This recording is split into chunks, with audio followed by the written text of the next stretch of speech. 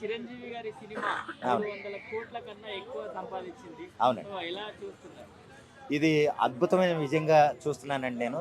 Megastar Chiranjeevi గారు, అనిల్ రావిపూడి కాంబినేషన్‌లో వచ్చిన ఫ్యామిలీ ఎంటర్‌టైనర్.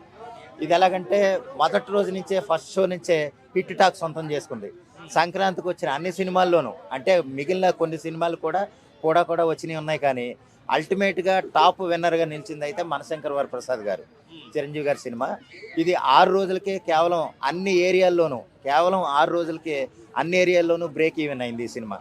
అలాగే మిగిలిన సినిమాలు అంతకుముందు highest regional record highest regional film ఏంటంటే 303 క్రోర్స్ మన పండగ సంక్రాంతికి వస్తున్నాం అనేది వెంకటేష్ గారి సినిమా 303 కోట్లతో హైయెస్ట్ రీజనల్ లాంగ్వేజ్ సినిమాగా అది హిస్టరీలో ఉంది. అప్పుడు ఏది ముందు సంవత్సరం వచ్చిన సినిమా అది ఈ సంవత్సరం ఏంటంటే కేవలం 8 రోజుల్లోనే 300 కోట్లు దాటిపోయింది. అది ఇంకా లాంగ్ రన్ ఇంకా మంచి షేర్ రాబోతుంది. లాంగ్ రన్లో అది 400 కోట్లు దాటి 500 కోట్ల వరకు వెళ్ళే అవకాశం ఉంది. ఎందుకంటే వర్కింగ్ వీక్ డేస్లోనే మనకి నిన్న మండే రోజు కూడా హౌస్ఫుల్స్ ఉన్నాయి చాలా ఏరియాల్లో. మిగిలిన సంక్రాంతికి వచ్చిన సినిమాలతో పోల్చినా సరే ఇది ముందు ప్లేస్లోనే ఉంది. కారణం ఏంటంటేనమ్మా మెగాస్టార్ గ్రేస్, ఆయన పెర్ఫార్మెన్స్, ఆయన కామెడీ, సినిమాలో ఉన్న దమ్ము, అనిల్ రావిపూడి గారు తీర్చిదిద్దిన విధానం. ఎందుకంటే సినిమా అంతా త్రూ అవుట్ ఒక గ్రాఫ్ ఎక్కువ అవటం కానీ తక్కువ అవటం కానీ తక్కువ చేయటం ఎక్కువ చేయటం కానీ ఎక్కడా లేదు. అలాగే త్రూ అవుట్ ఫ్యామిలీ సెంటిమెంట్ నడుస్తూనే ఉంటుంది మనకి. అంటే అన్ని అంశాలు ఇందులో చూడొచ్చు. మెగాస్టార్ చిరంజీవి గారు చేసిన కామెడీ చూడొచ్చు, ఫ్యామిలీ ఎమోషన్ చూడొచ్చు, ఫ్యామిలీ అంటే ఒక భార్యాభర్తల మధ్య ఉన్న సంబంధం ఎలా ఉందనేది చూడొచ్చు. ఒకటి సమాజం గురించి జనాలు ఏమనుకుంటున్నారు, చట్టాలు ఏ విధంగా ఉన్నాయి, ప్రజలు ఏ విధంగా ఆలోచిస్తున్నారు ఒక భార్యాభర్తల గురించి అనేది కూడా చాలా విషయాలు ఇందులో చర్చించారు.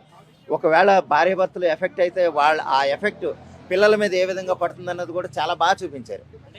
కొంతమంది వెంకటేష్ గారు ఉండడం వల్ల కూడా ప్లస్ పాయింట్ అయింది అని చెప్పి. అవునండి, వెంకటేష్ గారు ఉండటం ప్లస్ పాయింట్, అదే యాడెడ్ అడ్వాంటేజ్ అండి. అది ప్లస్ పాయింట్ అంటే దానివల్ల వెంకటేష్ గారు లేకపోతే సినిమా ఆడదా అని కాదు, సినిమా ఎలాగా ఆడుతుంది. కానీ ఏంటంటే వెంకటేష్ గారు మాత్రం యాడెడ్ అడ్వాంటేజ్.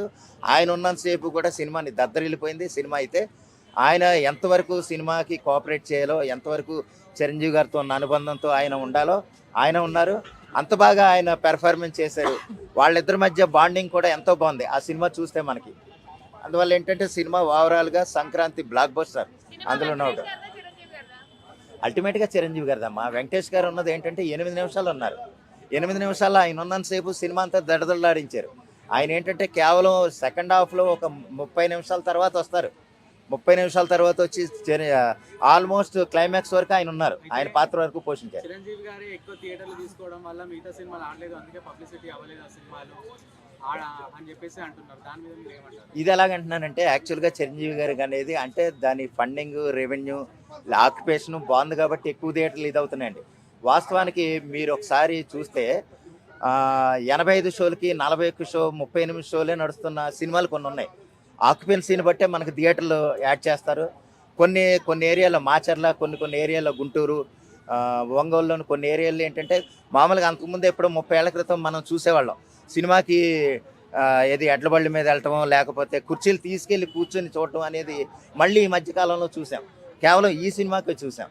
అలాగా ఆ తర్వాత లిస్టులో వచ్చింది మా అనగనగా ఒక రాజు కూడా మంచి టాక్ వచ్చింది, కాదంటలేదు. కానీ ఏంటంటే ఫుల్ అయిపోయినంత ఆక్యుపెన్సీ ఆ సినిమాలకు లేదు.